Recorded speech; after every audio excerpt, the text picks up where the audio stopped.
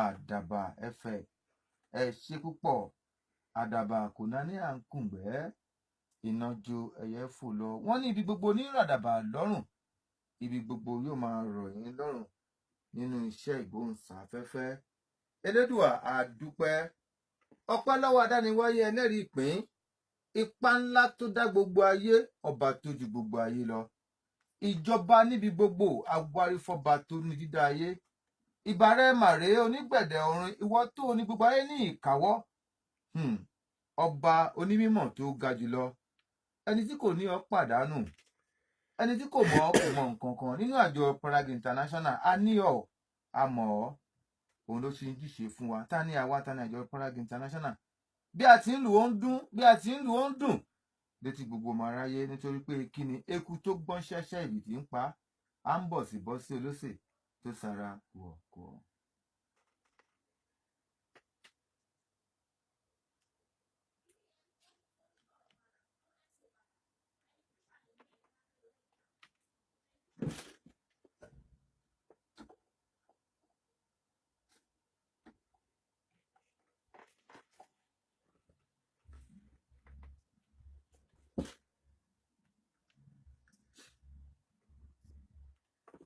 Èmi nìkan kọ́ ló wà nílé agodo nírọ̀lẹ́ yìí. Comrade Ondo State coordinator wà níbi Comrade Ayétúmọ̀bí. Ẹ ṣé ẹ kú ìrọ̀lẹ́. A kí gbogbo ará ilé, ará oko, ará ọjà, ọmọ iléèwé, a kú ìrọ̀lẹ́, a kú ọ̀sẹ̀ tuntun, a kú ọjọ́ ìní. Lágbára Elédùà, a nífẹ̀ẹ́ wọn ṣe agbèjára. Orúkọ tèmi ni Praligian Ayétúmọ̀bí Robinson láti àjọ Prague International. Kí ni àfojúsùn àjọ Prague? A fi ara jì sí mímú kí àdínkù bá ìrọ́gìrì lọ sí ọgbà ẹ̀wọ̀n. A mú àyípadà dé ẹlẹ́wọ̀n. À ń ṣe ìyípadà ẹlẹ́wọ̀n sí ọmọlúàbí nínú àjọ wa. À ń dá sí gbọ́nmi sí omi òtó láàrin àwọn ènìyàn. A máa ń sọ kí ni à ń lọ sílé ẹjọ́ fún, kí ló wà nílẹ̀ tí ò tó pinnu. Tá a bá jọ sọ, a máa sọ nítùbí ìnùbí. À ń ṣe ìrónilágbára fún ọ̀pọ̀lọpọ̀ àwọn ènìyàn. Ara ẹ̀ ni wọ́n roll out kó tó di pé a wọlé yẹn. Prague Investment ti gbéra sọ. Olókòwò kéékèèké ẹ yọjú sí wa kájọ sọ kẹ́ kúrò nínú wàhálà tẹ́ bá ti mẹ̀tọ́ yín tán kí ẹkọ́nọ́mì yín kó dáa kó di gbẹ̀tẹ̀mukẹ́ fún yín. Òun la ṣe ń ṣe èyí. Tí wọ́n fi ẹ̀tọ́ yín dùn yín lọ́nà kọnà, ẹ pè wá, ẹ yọjú sí wa, nítorí pé kò sẹ́nìkan tó dání ilé ayé. Kí ẹ bọ́ lọ́wọ́ àwọn tí ń fi ọwọ́ ẹni gbani létí. Àwọn tí wọ́n ń fi ọwọ́ ẹni gbani létí, ẹ kàn sí wa lórí gbogbo àwọn ẹ̀rọ ayélujára tí a ní. Íńtánẹ́ẹ̀tì ni ẹ lọ sórí www.pralag.org. Ẹ mọ nǹkan tá à ń ṣe ń bẹ̀. www.pralag.org. Tàbí tí ẹ bá ń lo Android phone, ẹ lọ sí Google Play Store. Kẹ́ click type Pralag Pralarg. A gbé gbogbo ẹ̀ wá ní gbogbo nǹkan tá à ń ṣe. Àwọn nǹkan tá a ti ṣe tẹ́lẹ̀ nǹkan tá a sì ń ṣe lọ́wọ́ yóò gbé wá fún yín, ẹ ó máa rí. Pralag TV wa ń kọ́, ó wà ń bẹ̀ sẹ́pẹ́. À ń ṣe ìdánilẹ́kọ̀ọ́ níbẹ̀. Pralag Facebook NGO, ẹ lọ síbẹ̀. A dúpẹ́ lọ́wọ́ gbogbo àwọn tí wọ́n ń comment, tí wọ́n ń gbà wá níyànjú. Báyìí ni ká ṣe, àdúpẹ́ lọ́wọ́ yín. Tí ẹ bá fẹ́ pè wá, àwọn nọ́mbà tẹ́ lè pè nìwọ̀nyí: 070 070 37 37 26 26 11 11 57 57 081 081 49 49 77 77 83 83 57. 57. Nọ́mbà tí ẹ lè pè tí a fẹ́ tẹ WhatsApp sí, tó lọ́pọ̀lọpọ̀ a ti pè ní títí nọ́mbà yìí ò lọ, a pè ní títí ẹgbẹ́ kan ring. A lè tẹ́bárí nọ́mbà a lè ṣàìgbé, ṣùgbọ́n tó bá wà ní àgọ́ ọlọ́pàá, a bá ń dáyàn lóhùn lóríṣiríṣi, ó máa rí bẹ́ẹ̀. Nọ́mbà tí ẹ lè WhatsApp sí ni 081 081 58 58 56 56 56. 56. Èmi nìkan kan ló wà nílé agodo bí mo ti sọ lẹ́ẹ̀kan yẹn. Ọ̀gá wa pátápátá wà níbí tá à ń pè ní tó fi ṣẹ́gun rán, Comrade Praligian Akínwùmí Ọláyẹmí, wọ́n wà níbí. Ẹ káàbọ̀ sà, ẹ káàbọ̀ ara lé. Mo kí yín ẹ̀yin ará lé o, ṣé dáadáa mo bá yín, ẹ kú ọjọ́ mẹ́ta. Ẹ ṣáà ti mọ̀ pé bí ẹ̀kọ́ kan báyìí náà mo máa wá advice mo mú wá, but tó bá ti tó àsìkò ni.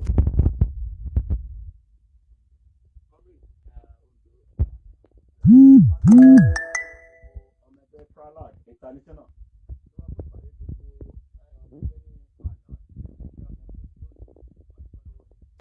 Elédùà tó mú wa bẹ̀rẹ̀ láyọ̀ ó sì wá padà sí láyọ̀. Gbogbo àwa tí a jọ ní Pralag lẹ́nìí náà ẹ ti jẹ́ ọmọ ẹgbẹ́ nìyẹn o. So yín náà máa múra ìpàdé ti oṣù tó ń bọ̀ lọ́wọ́. So ẹ ṣeun. Comrade Ọ̀rẹ́, gbogbo àtàfẹ́jọ́ Pralag ní Ọ̀rẹ́ àti agbègbè Ọ̀rẹ́ lágbára Ọlọ́run ní oṣù tó ń bọ̀ ẹ máa múra sílẹ̀. Lókìtìpupa Ìlàjẹ ẹsẹ̀ odò náà ẹ jẹ́ ká máa múra sílẹ̀. A ó sọ ọjọ́ tí a máa wá fún ìdánilẹ́kọ̀ọ́ àti ìgbaniwọlé mini induction ní ìgbà àmì ní Òkìtìpupa àti ní Ọ̀rẹ́. àwọn ará Àkókó ń kọ́. Àwọn ará Àkókó ẹ jẹ́ kí n tún fẹ́ kan tọrọ gáfárà lọ́dọ̀ àlùfáà àti gbogbo ọmọ ìjọ kí lórúkọ ìjọ yẹn? All Saints Anglican Church. All Saints Anglican Church Ìkàrẹ́ fún wíwá àwa níjọ́ tí wọ́n ní takú ti Jésù ṣùgbọ́n àti nǹkan tá a máa ń sọ nìyẹn tọ́rọ̀ bá ti rí bẹ́ẹ̀ à bára wa sọ̀rọ̀ nítùbínùbí àjọ sọ́lé ní wọ́n ní pé ká fi sí déètì wọn ní ká fi sí yẹn. On the 29th July, right? July. Sunday tó gbẹ̀yìn July nìyẹn. Gbogbo àwọn tó wà ní agbègbè Àkókó ẹ̀ máa dárúkọ wọn. Gbogbo àwọn tó wà ní agbègbè Àkókó, Orújú, Ọ̀gbàgì, Arigidi, Ùgbẹ̀, Òkè Àgbè. Ẹ máa múra sílẹ̀. Ẹ pàdé wa nínú ìjọ All Saints Anglican Church Ìlẹ̀pa alias Tamoti Jésù. Inú mi máa ń dùn nígbà tí pásítọ̀ bá pè wá, tí àwọn mùsùlùmí bá pè wá torí ipa méjì tí a pín sí Nàìjíríà tí a pọ̀ sí jù, it's either you are a Christian or you are a Muslim. Ṣùgbọ́n tí a bá rí pé wọ́n rí pé mímọ̀ ẹ̀tọ́ jẹ́ ohun tó jọjú fún àwọn ọmọ ọ̀jọ̀ wọn, inú mi á dùn jọjọ. Ẹ ṣé púpọ̀, ẹ máa retí wa. Ẹnìká ti ń sọ fún gbogbo àwọn ọmọ ẹgbẹ́ Pralag pátápátá tó wà ní Àkókó, Comrade Daudu, Comrade Ọlọ́runtóba, Comrade Ọlábùnmi, Comrade Okeke, àwọn mẹ́mbà wa Comrade Okeke Samuel, Comrade Adégòkè, Olúwa jẹ́ tèmi, ẹ máa múra sílẹ̀, ẹ wá pàdé wa kájọ gbárùkù ti All Saints Anglican Church Ìlẹ̀pa Àkókó. Ẹ ṣé púpọ̀, àwọn ojú ẹ̀rọ.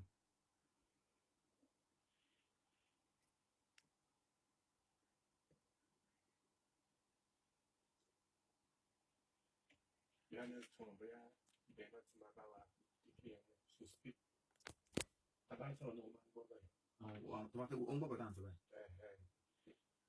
Ibẹ̀ ń gbọ́ wa báyìí. Ṣé gbọ́ bọ̀dá àwọn sọ báyìí? So I can't say phone is not in there. For that jingle, have you? No phone streaming. Okay. They're fine now. Fine. Daddy, you can come in. Okay. Mo kí yín lẹ́ẹ̀kan sí orúkọ tèmi ní Pralagian Akínwùmí Ọláyẹmí láti Pralag International. Mo dúpẹ́ lọ́wọ́ yín. Ẹ̀yin Pralagians. Wọ́n lè máa wò wá lórí. Wọ́n ní ẹ lè máa wò wá ní Pralag TV lórí Facebook. International Pralag TV. Pralag TV. Ẹ máa wà ní studio bá ṣe ń sọ̀rọ̀ yìí. Ó máa tó fẹ́ mọ Ọláyẹmí tí wọ́n ti mọ̀. Lẹ́kọ̀ọ́rúkọ nìkan lè ń gbọ́. Tẹ́ bá ti lọ sórí Pralag TV, tẹ́ bá ti kọ PRALARG, ẹ wá fi TV sí. Ẹ máa rí inú studio bá ṣe ń sọ̀rọ̀ yẹn, ẹ máa rí wa báyìí live, à ń ṣe streaming yẹn lọ́wọ́. Nǹkan tí mo fẹ́ sọ ni pé ẹ̀yin Pralagians, ìdí tá ṣe ń ṣe ìdánilẹ́kọ̀ọ́, ìdí tá ṣe ń ṣe pé kẹ́ ẹ mọ ẹ̀tọ́ yín, ṣe rí ẹ̀rù bíbà nítorí pé téèyàn ò bá mọ ẹ̀tọ́ ẹ̀, òun ló máa ń jẹ́ kí èèyàn bẹ̀rù. Mo dẹ̀ ti sọ láìmọye ìgbà, mo ní tí mo bá jẹ́ mùsùlùmí tẹ́yin bá jẹ́ kìrìsìtẹ́nì, tí mo bá sọ fún yín pé tí mo nítorí pé ìjà wà, ẹ̀yin tẹ́ jẹ́ kìrìsìtẹ́nì ẹ bẹ̀rù. Mo fẹ́ kí mo ń ṣe àpèjúwe ni o, nítorí ẹ rò pé mo ṣe ìpè fún yín, mo ti ka Quran fún yín. Tẹ́ bá wá bọ́ sí orí ibùsùn yín bóyá bí cockroach, kí ni cockroach ló máa? Aáyán kò fò bá yín báyìí, ẹni nǹkan tí mo kà yẹn ló dé bá yín. Bọ̀ tó bá yẹ pé mùsùlùmí ni mo kà á fún, ṣe mọ̀ pé mùsùlùmí mọ̀ tún mọ̀ nǹkan tí mo sọ, a kò máa ṣe àmì àgbà pé kí ló lè léyìn sọ yìí. Ìmọ̀ tí mẹkáníìkì bá bẹ̀rẹ̀ sí dẹ́rù ba ẹni tó gbé mọ́tò wá, ẹ̀yìn kan báyìí ó bàjẹ́ lára mọ́tò yín, ẹ́ńjìn yín máa bàjẹ́. tí mi ò bá mọ nǹkan tó ń sọ ẹ̀rù á bà mí but tí mo bá mọ nǹkan tí bá mọ nǹkan tó ń sọ tí wọ́n bóyá èmi náà mo lè má jẹ́ mechanic but tí mo mọ díẹ̀ nípa mọ́tò tóun bá ń sọ máa ní kí ló ń sọ gan eléyìí tó sọ yìí kò sí big deal ńbẹ̀ so mechanic á béèrè lọ́wọ́ mi pé ṣé mechanic nìyí ni tí mo bá gbéṣẹ́ fún bricklayer tó bá ní a máa nídìí bóyá ó dẹ̀ fẹ́ extort mi ni a máa nídìí sìmẹ́ǹtì 10 bíi tí mo bá ní kò yẹ kó ju 2 lọ ó máa wó tẹ́lẹ̀ ẹ̀rù á bà mí but tó bá jẹ́ pé mo mọ díẹ̀ nípa nǹkan tó ń sọ màá ní ara ó ti tó 2 yẹn ti tó jọ fi kíní sí dáadáa kò ní lè extort mi bẹ́ẹ̀ náà ni ìlànà òfin tẹ́ bá ti ní basic knowledge of the law kò sẹ́ni tó máa extort yín even gbogbo àwọn pé à ń lo ìbẹ̀rù wo ó máa lọ sí 10 years in prison náà fún ẹ lẹ́ni pé agbófinró ló máa dájọ́ inú mi ò dùn rárá sí comrade wa kan kí lórúkọ ẹ̀ comrade John inú mi ò dùn sáà tẹ́ bá ń gbọ́ mi inú mi ò dùn sí rárá mo ti sọ fún yín pé kẹ́ ẹ tó join ẹgbẹ́ Pralag International anything lẹ́ẹ̀ ṣàlàtì ìgbà tẹ́ wá fún induction gbogbo kí ní láti sọ if ẹni tí ò tí wá sí induction rí ó ní ọlọ́pàá gba 400,000 lọ́wọ́ òun federal SARS officer nìbàdàn ó gba 400,000 lọ́wọ́ òun ó dúró tí wàá nígbà tá a gba owó yẹn padà. àníṣe ó nawọ́ sí ẹ̀ tó gbowó ó ní ẹni báyìí ló gbowó lọ́wọ́ òun adẹ̀gbowó yẹn padà. ara ń ta wọ́n báyìí o. nígbà tí federal SARS ní Abẹ́òkúta tó gba 30,000 lọ́wọ́ èèyàn tó sọ di extortion ó ti extorted last year 200,000 19,000 ó ti wá fi sí pé níjọ́ tẹ́bí bá ti pa mí ọ̀dọ̀ ẹni tí máa lọ nìyẹn ATM ó ti sọ di ATM ìgbà tó wá ṣe disarmament secretary tó gba 30,000 lẹ́yìn tí mo gbọ́ lò mo ní ṣé o lè dúró ó náà lè dúró ó dúró ń bẹ̀ ẹni yẹn ó dá 30,000 padà káàbù tó remember mi tí mo sọ fún yín pé kò sí nǹkan tó ń pè ní ìbẹ̀rù tí ẹ̀yin tẹ́ẹ̀bà ti ní kò sí big deal dẹ̀ report fún mi pé ẹ̀ ń lọ síbẹ̀ ibì kan jọ kan bóyá mọ́tò bóyá ìwé mọ́tò àbí nǹkan kan ló ṣe ọ̀kadà tó rà fún yàn ìyẹn ò kó pépà dání ní at that point in time ìgbà tí wọ́n dẹ̀ pé ó ní pépà lọ́wọ́ òun ó dẹ̀ lọ́wọ́ ní ẹgbẹ́ má dá wọn fẹ́ gbowó lọ́wọ́ yín ni ìyẹn làwọn ọlọ́pàá dẹ̀ lò fún against ẹ̀ wọ́n gbé lọ sí police station nǹkan tí this is a traffic kí ni ẹ̀ṣẹ̀ I always ask you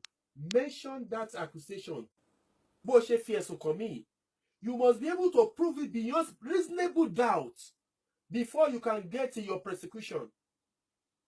Ẹ wá yàtọ̀ wọ́n ti yín mọ́ ìkíní mo dẹ̀ ní ẹ má don't mind yourself. I even said a comrade there. Yes, don't mind yourself, it doesn't matter. Wọ́n lè tì mí mọ́lẹ̀ ìgbà míì tí ọlọ́pàá bá ṣe nǹkan tí ò dáa wọ́n máa ń tì wọ́n mọ́lẹ̀ so don't nǹkan tó máa ń ṣe pé tí o bá rí nǹkan tí ò dáa tó bá lè sọ̀rọ̀ at the end of the day they will continue to abuse the rights of people but tí wọ́n bá sọ ilé pé a dúró lórí ilé kò sí nǹkan tó máa ṣe é at the end of the day wọ́n ti wá gbé oríṣiríṣi at the end of the day òun sọ fún mò ń gbọ́ pé wọ́n ní kí lórúkọ ọlọ́pàá tó gba 10,000 Inspector Stephen wọ́n ní Inspector Stephen ní Ìjẹ̀bú police station ní Ọ̀wọ̀ wọ́n sọ wípé PA area commander mo dẹ̀ sọ wípé ẹ bá mi get number your area commander tó wà ní Ìjẹ̀bú. They refuse to release to him. These are the numbers I supposed to ó yẹ kó wà ní orí police station ni their number is public numbers. If I'm a civilians, you are being paid. You are a public servant. You are being paid because you are protecting us. The reason you are collecting money, the reason you are in that office is because of my no, safety. It's not because of my safety. You have to protect my life and property. That's what you are collecting money for. Now, okay, and in fact, federal government, we are going to advocate for that. IG must provide number every police, DPOs, DOs, commanders, all over the Nigeria. People must be able to have access to them. But they were saying, okay, over 10,000 no matter. We will collect this money back. But then, okay, tell me the name of the person that collected money from you. The next thing they pay, am I worry if move on Tamilara gone. Tamilara gone. Because as this person has done this to me, you represent the name of Pralag International.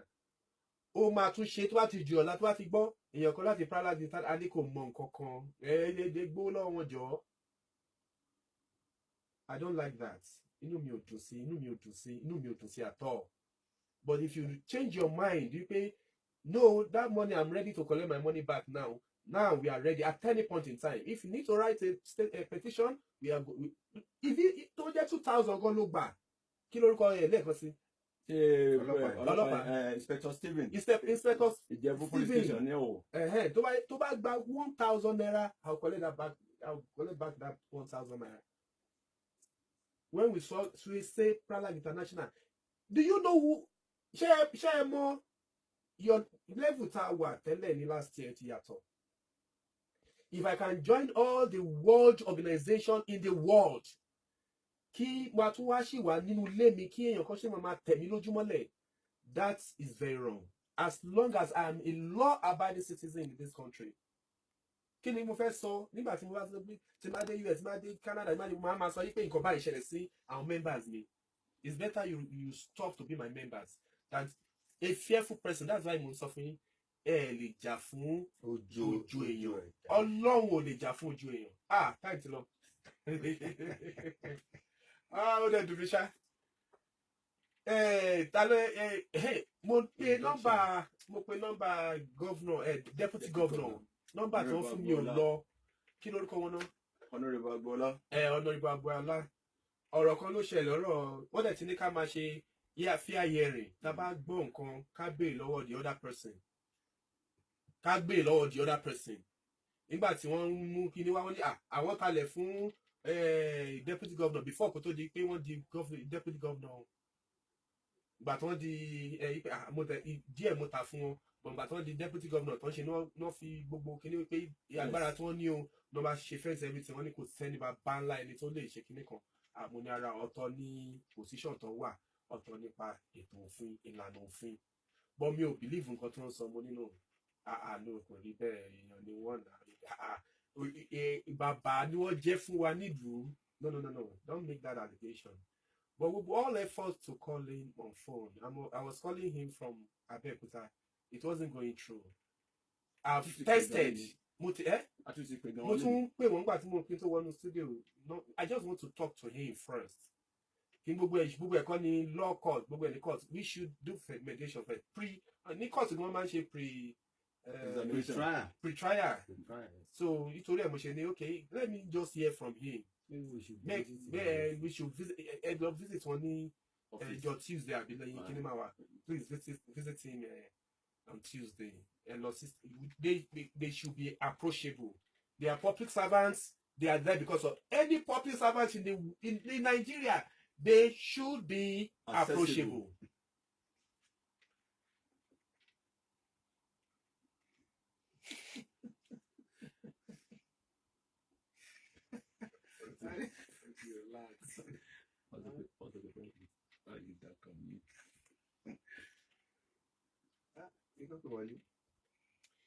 Ẹ máa pè wọlé bóyá ẹnìkan àbẹ́ni méjì. Mo fẹ́ sọ fún èèyàn wa July ni a máa gbàyàn last for this year. I'm going back to US in August and nítorí pé ká lè tún lọ sókè sí náà ni I'm going back to US. So ó di next year. Nígbà tá a bá dé kẹ́ máa gbọ́ Pralag Nursery and Primary School. Tá a bá dé kẹ́ máa gbọ́ Pralag Hospital. Tá a bá dé kẹ́ máa gbọ́ Pralag Guest House. Tá a ń bá lọ nìyẹn láti ṣe Elédùà. Ẹ lè pèsè nọ́mbà yìí 090 81 77 87 93 090 81. Hello. Ẹ kúrò lẹ́sà. Okay. Àjọwọ́ àkókò náà ti ń pè. Okay, sir. Thank you. And you too, sir. À ń bọ̀ láwòkó fún enlightenment bí sí wa, sir. So phone number 070 070 37 37 26 26 11 11 57 57 081 081 49 49 77 77 83 83 57 57 nọ́mbà tí ń nọ́mbà síta tèmi ni 081 081 48 48 30 30 83 83 73 73 ẹ ṣé púpọ̀ ó dàbọ̀. very hot very báyìí pregnant. dìde wá wẹ tó ń sọ pé.